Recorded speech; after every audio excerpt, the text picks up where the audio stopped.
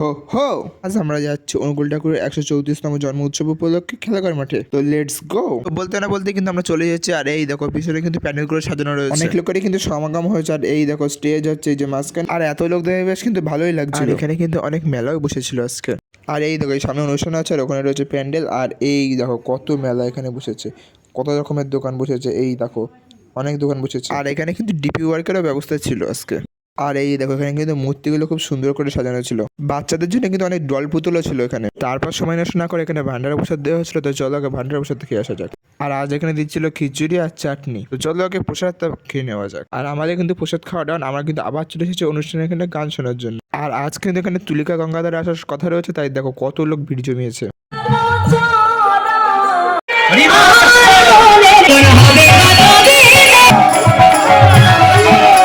আজকের ভিডিও এই পর্যন্ত। ভিডিও ভালো লাগলে চ্যানেলকে সাবস্ক্রাইব করো। বাই।